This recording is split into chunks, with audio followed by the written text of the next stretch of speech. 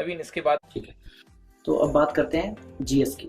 GS बहुत ही vast है, बहुत सारे सब्जेक्ट हैं उसमें, फिजिक्स, केमिस्ट्री, बायो, हिस्ट्री, पता नहीं और क्या है, बट स्कोर बहुत कम, 50 मार्क्स का, मतलब आउट ऑफ 700 ओनली 50 मार्क्स। तो कितना टाइम इन्वेस्ट करना है, ये बहुत बड़ा क्वेश्चन सबके दिमाग में रहता है, और इतना आसानी से जीएस याद भी नहीं होती जो बात है। तो सबको प्रॉब्लम रहता है, और मैं सच बोलूँ तो मुझे भी काफ़ी प्रॉब्लम इसमें होता था कि इसको कैसे पढ़ा जाए।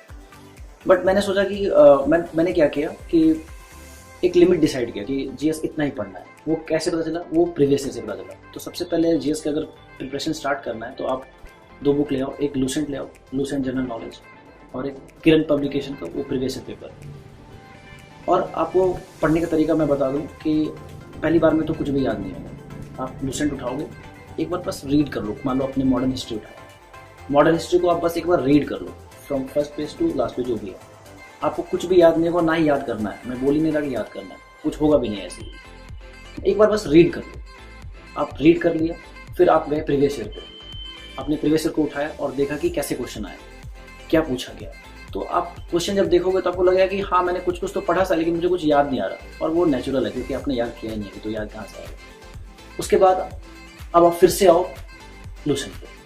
अब आपको पता है कि क्या याद करना है और क्या छोड़ना है, तो अब आप उनको फिर से पढ़ो। अब आपके दिमाग में इंपॉर्टेंट फैक्ट्स हो जाएंगे, और उसको बार बार रिवाइज करो तो सारे फैक्ट्स दिमाग में रह जाएंगे, और प्रीवियस ईयर तक ही रेस्ट्रिक्ट रहना है। और कुछ एडिशनल चीज़ भी बताता हूँ, बट आपको मेनली जो कोर सब्जेक्ट्स हैं, हिस्ट्री, ज्योग्राफी, इनमें आप प्रीवियस ईयर तक ही करो। कुछ लोग कहते हैं कि सफिशिएंट नहीं है, मैं मानता हूँ कि ठीक है, बट सफिशिएंट हो ना हो, लेकिन आप कितना टाइम इन्वेस्ट करोगे। टाइम इन्वेस्टमेंट उसमें होना चाहिए जो ज़्यादा मार्क्स का है, जैसे कि मैथ्स एंड इंग्लिश। सबसे ज़्यादा टाइम इन्वेस्ट मैथ्स और इंग्लिश में होना चाहिए, क्योंकि वो बहुत बड़ा वेटेज कवर करता है, बहुत बड़ा वेटेज है उसका, जो कि आपका रिजल्ट को पूरा बदल सकता है। तो इसलिए इसमें रेस्ट्रिक्ट आपको प्रीवियस ईयर बताएगा कि आपको कहाँ पे रुकना है। हाँ, एक चीज़ और जो मैंने गलती की जीएस में, मैंने करंट अफेयर्स पे बिल्कुल भी फोकस नहीं किया। बहुत बेसिक सा करके गया था, नॉर्मल यूट्यूब वीडियो से latest award, latest sports trophies, ये सब करके गया था। तो और आप इट्स हाई टाइम कि आप करंट अफेयर्स को एक सब्जेक्ट, एक मतलब एक जीएस का एक पार्ट मानना शुरू कर दें। नहीं तो जनरली लोग इग्नोर कर देते हैं, लेकिन अब बहुत क्वेश्चन आ रहे हैं जी, अब बहुत क्वेश्चन आते हैं करंट अफेयर्स से। तो करंट अफेयर्स को कवर करने के लिए आप ज़्यादा इधर उधर जाने की जरूरत नहीं है। मैं बस 2 सोर्स बताऊंगा। एक ग्रेडअप ऐप, सबको पता होगा, अगर नहीं पता तो आप जान लें। ग्रेडअप ऐप होता है, वो मंथली कंपाइलेशन देता है, वन लाइनर, वो डाउनलोड कर लो। वहाँ से थ्योरेटिकल पार्ट जो वन लाइनर करके होगा वो 1 महीने का 25-26 पेज का रहता है। यहाँ से थ्योरी पढ़ लो, और जीके टुडे ऐप आता है, उसमें कुछ सेक्शन में चले जाओ, और हर महीने में करीब 250-260 क्वेश्चन होंगे।